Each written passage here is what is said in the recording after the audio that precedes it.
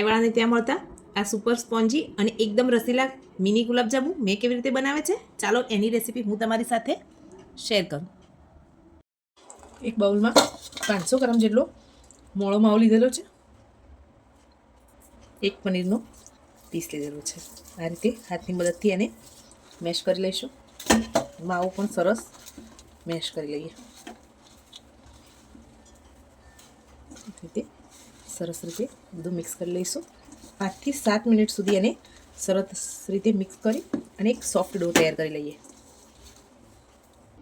આપણે સરસ માવા અને પનીરને મિક્સ કરી લીધેલું છે. હવે એમાં 2 થી 3 મોટી ચમચી જેટલો મેંદો ઉમેરીશું. 1 નાની ચમચી જેટલું બેકિંગ પાવડર ઉમેરીશું. હવે આ બધું સરસ મિક્સ કરી અને એક સોફ્ટ ડો બનાવી લઈએ. જ્યાં સુધી આપણો ડો તૈયાર થાય છે ત્યાં સુધી આપણે એની ચાસણી બનાવી લઈએ. 2 વાટકી ખાંડ સામે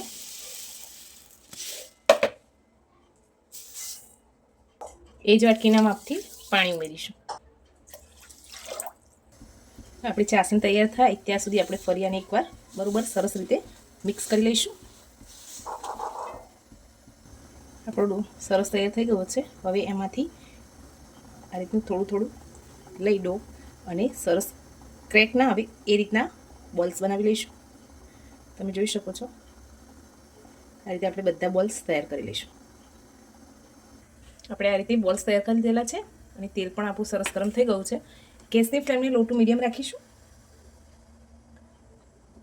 જેથી આપણા બોલ્સ અંદર સુધી સરસ ફ્રાય થઈ જાય.